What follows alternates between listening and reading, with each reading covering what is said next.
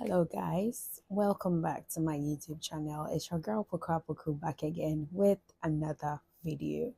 So in today's video we are going to be talking about how to apply for a job in the United Kingdom as a nurse or a midwife.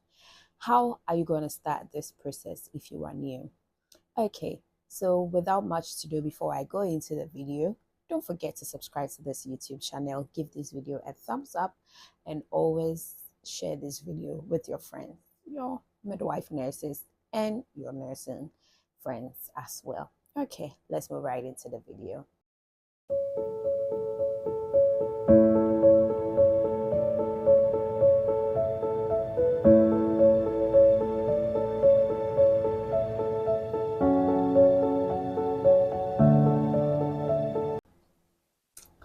Okay, guys, so how are you going to begin this whole process? I already have a season of how to start the whole NMC process on my YouTube channel, so make sure you watch that. So I've gone into details how to start your English proficiency test, how to write your CBT, the tips you need to know before you write your CBT. And now we are going to be talking about finding a job. So if you are in the United Kingdom or you are outside the United Kingdom and then you want to start looking for a job as a midwife or a nurse, basically it's just the same process for nurses and midwife. Keep that in mind. How do you start? So the first thing is make sure that you have passed your CBT and your English proficiency test. You can, however, still sit for your OSCE before you start applying for jobs, but I feel like the employers are going to sponsor you and teach you, fund everything or your whole process into writing your OSCE and everything. So if you can do it, if you can sponsor yourself, that's different. You can sponsor yourself and come here, write, and then look for a job. Or you can decide to basically apply for a job and your sponsor will take you through how to practice for it and everything involved. Okay, so this video is about those who want to apply after their CBT and their English proficiency test. Okay, so if you've passed these two, correct, you start looking for a job. So these are some of the apps that you can use to look for the job. So we have Track Jobs, that is the main NHS website. However, for nurses, you can either apply for NHS jobs or you can rather look for care homes, because your horizon is like very broad. Unlike the midwives, it is kind of strictly restricted to NHS. Like, for example, when I was looking for a job, I had some jobs in care homes like that were ready to sponsor me, but then just because I was a midwife, they wanted, here they call the nurses adults nursing or something like that. They wanted general nurses instead of like midwives. So hence I didn't get care homes, and I would have been able to switch very fast. So if you're a nurse, open your horizon to care homes. You can start with the care home and then later on you can transition into NHS. Care homes pay good as well. Okay, so let's move into the NHS. So we have Track Jobs. Track Jobs basically is a platform for NHS jobs. Okay, so with the NHS jobs, this is you start Track Job, you register with them. They are going to help you build your CV by asking you numerous questions. That is the same questions they're going to use to build your CV. And then anytime you apply for a job, after you fill the CV, they are going to transport all the information from that CV onto the, what is it called, the job adverts that you apply for. Like, for example, you filled your whole CV and the job will ask you for certain things, like they ask you for your academic background. They just pick from the things that you filled on the Track Job and then put it there. Do you understand? So make sure that when you are filling these things, you take your time and fill them very well. Track Job is going to ask you for supporting documents. So if you don't have a supporting document, let me tell you what a supporting document is. Supporting document is basically like you trying to sell yourself. Okay, you can start with so I am a midwife, or I am an internationally trained midwife. In Ghana, I have 2 years experience. I have a bachelor's degree or I have a diploma, whatever your diploma completed this year. I have written, passed my OSCE, I am a dedicated, like all those things that you start your CV with. Basically, that is what you are going to include. And then let me show you one important thing you have to add. Every job advert on Track Job has essential criterias, or like it's called essential criteria, basically what they expect you to have. So you just go through the adverts, you read it, and then you say, okay, the advert wants somebody who is skilled, who can perform CTG, somebody who understands CTG, somebody who let's say has 2 years experience in labor ward, somebody like, you know, the essential criteria that they expect of you. Make sure you include that in your supporting documents, because sometimes it is computers that shortlist people. It is not like real people, so they look out for the specific criteria that they are looking for in the supporting documents, then they pick it. Now they go and look at your CV, and then the process continues.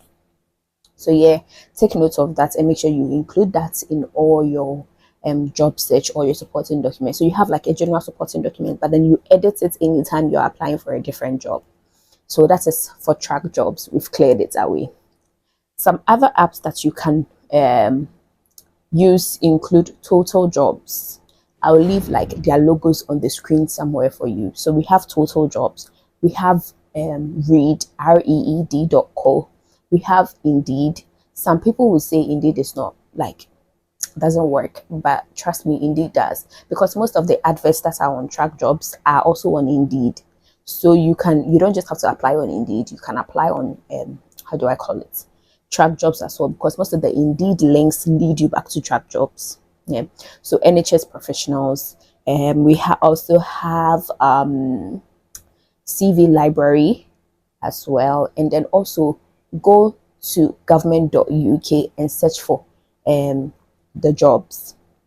So basically these are a few. So some people also say they got their jobs from LinkedIn. I personally didn't understand how LinkedIn was like supposed to be, how you were supposed to do it, but it worked for some people, so I'm still going to recommend it to you. You can check on LinkedIn and then also look for a job there. I know you can look for jobs there, but I just didn't understand how the whole thing was done and like everything involved, so I just left it alone. I just didn't look for jobs there. So yeah, it doesn't mean it's not good. It is good, and you can also broaden your horizon by looking for jobs in Scotland as well, and Wales. Yeah, and also Ireland for midwives. Okay, so we've gotten the apps that you can use away from the line. So now let's come to, we've gotten supporting documents out. If you need help with how to write a supporting document, you can personally inbox me on Instagram, or if you have my number, of course, you can contact me and I'm going to assist you with that. And yeah, move on from there.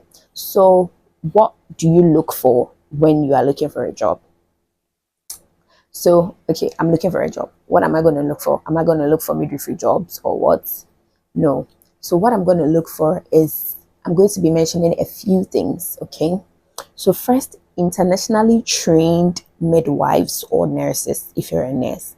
So you look for jobs, you search, you go to the search bar, internationally trained midwives. You see a lot of jobs pop up. Then you apply for them. Or let me tell you something about job hunting. The more you apply, the more you stand a chance of like being picked. I got my very first interview after I had applied for 25 jobs, and up till now I still not heard from them. Yeah, so the more you apply, the more you stand a chance of winning. So you can just like set a target for yourself. Okay, I've passed these exams. Each day I'm going to be applying for 10 jobs, 20 jobs, as many as you can. Literally, when you're on your break, you do that. When you're at home before you sleep, okay, my target is 10 jobs, my target is 15 jobs. The more you apply, the more you stand a chance of winning. Take your time and apply the jobs. Include the essential criteria. Trust me, you're going to find a job. So I got my first interview after my 20th application. And after my 25th application, I got my second interview and then my third interview. So I'll come back to my second interview later on. So basically, yeah, I was talking about, let me just finish before I forget, because I'm very bad with remembering stuff like this. So yeah, back to what I was talking about. So what do you look for? Internationally trained nurses or midwives? You look for those jobs when it pops up, apply for all of them. You look for band 4. You can start from band 3. Band 3 midwifery jobs. You see a lot of them, apply for it. You see band 4, apply for all of them. Band 5, apply for all of them. Band 6, apply. I said apply because some of these YouTubers will say don't apply. Surely keep it to band 4, band 2. Don't go for band 5. Don't go for band 6. Don't go for band 7 and all that. Trust me, my second job offer was for a band 7. Guess what? I was shortlisted. It was for a band 7. I was shortlisted. I, however, didn't pass the interview. I'll tell you why later on, so that you don't also do it when you go for your interview. So yeah, let's go back. Apply for band 4 midwifery roles, band 3, band 4 midwifery roles, band 5 midwifery roles, band 5, band 6 midwifery roles, probably band 7, but I won't just focus on more band 6 down, and you are going to pass it. Make sure that you do diligent work when you are going for your interviews anywhere, whether it's going to be on Zoom or it's going to be on, they normally use Teams, so make sure that you are on Teams as well. So, and also we have other things. We have preceptorship midwife. Here it's like rotation, so make sure you look for jobs with titles like preceptorship midwife and preceptorship midwives. Yeah, internationally educated, as I've said before. So add preceptorship midwife roles to it. When you have exhausted all the jobs on track jobs, you go to total jobs. You are going to find some of the similar jobs in total jobs, like the ones you apply for before. If you've already applied for it, please don't reapply again. Keep it like that. You'll find different jobs that were not advertised on track jobs on total jobs. You can find them some on read.co. You can find some on CV Library. You can find some on Indeed. You can. That's why, hence, I've given you a lot of apps to look for them on. Okay, so you just keep moving from one app. If you've exhausted all the job roles from one app, you move to the next app. You move to the next app. You move to the next app. NHS professionals, NHS Scotland. You move, like, you keep moving till you find a job, basically. So let me go back to why I didn't pass my second interview. So I didn't pass it because I was going to be employed as a band 7, right? So they wanted a band 7, and I was internationally trained. Normally we start from band 3 or band 4, or sometimes if you've passed your OSCE, you start from band 5. So if you are going to start from band 5, this is what you are going to if you're going to apply for a band a band 7 role, they're going to interview you as a band 7, and then, however, they're going to start you from band 4, and then you work your way up each year. That is if you are able to sign off your log and your suturing and like all the things they're going to give it to you. So as I was saying, so these are some of the things that they're going to ask you. They're going to ask you questions like, how do you, let's say PPH, band 7s are basically like, you take their leadership roles, so they want to know how quick you are to intervene in times of emergencies. So probability that they are going to be asking you obstetric emergencies is very high, like shoulder dystocia. So master how things are done here in the UK when it comes to shoulder dystocia, when it comes to PPH, when it comes to sepsis, when it comes to like all those things, emergencies here. So you can just Google obstetric emergencies, then they will come. Make sure you know how to manage all of them, how you do them practically, because they brought a dummy. It was literally like an OSCE for me. They brought a dummy for me to like perform everything on. Then I had not done my OSCE, so obviously, you know, I failed because I didn't know much about it. In Ghana, I know that, you know, we conduct our own breech delivery. Breech delivery is like an emergency here. Ghana is not an emergency. I'm not going to call for a doctor or an obstetrician or whatever. Yes, I'm going to conduct the delivery myself. Shoulder dystocia, sometimes, you know, you call the doctors to be available. But here, they are emergencies. So your call bell, you pull out your core bell first. So learn how to do all these things if you are going to be applying for a band 7 role or higher, or even band 6. So yeah, sorry guys if I talk too much. I don't breathe, so yeah. So yeah, make sure that you know all these obstetric emergencies before you go for your interview. Then I also have a Telegram page where I'm going to leave some interview questions that you can probably be asked. I was asked during mine, and probability that you're also going to be asked is very high. So make sure that you also check them out, and then yeah, you'll be able to pass. Guys, I hope that I have exhausted all the things that you're going to be needing before you start your job application and everything. Basically, I hope I have. If I haven't, you can leave your questions down below, and I am going to do another video to explain into details what it entails and everything involved. Like, for example, the supporting documents. I know some of you want like a vivid word to word on how to write your supporting documents. Trust me, this is just a story. I first wrote my own supporting documents with the help. Trust me, supporting documents can get you somewhere. Sometimes it doesn't really get you anywhere. So I first wrote my own supporting documents, right? And I paid somebody else to edit it and then write another supporting documents for me. However, I had already applied for about my very first interview, before my very first interview, with my old supporting documents, which I sent to somebody, and the person said, nah, that was not good. Give me this amount of money and then I'm going to edit it for you to be better. I had already applied for like 25 jobs, and I had already had my first interview. However, the interview I had was with a private institution, and they were not willing to like sponsor me to write my OSCE. So they were, however, going to employ me, but then I was going to like pay for my own OSCE, and they were going to give me sponsorship, everything. But I was going to pay for my OSCE, train myself to get there. So I was a bit skeptical. I just put it on the side that, okay, I'll still look for other jobs while I keep that in the corner. So yeah, I was talking about the supporting documents. So it doesn't matter what your supporting document is. You don't need like special ditto special supporting document. Just if you believe in anything, pray about it. If you want your parents to pray about it as well. I feel like it is luck, number one. Sometimes too, it is the essential criteria. As I spoke about some of these tips as well. Other times it just happens, because where I work right now, I was sent an email that I was not shortlisted at 7 a.m. Sorry, around 8 a.m. Around 3 p.m. I was sent another message that it was a mistake. Then I should come for the interview. So you get it. Sometimes it's luck, grace, whatever you want to call it, whatever you believe in it. Pray about it. It's also part of the whole thing. So yeah, guys, I'll just leave you here. And yeah, if you have any other questions, don't be so keen about the supporting documents.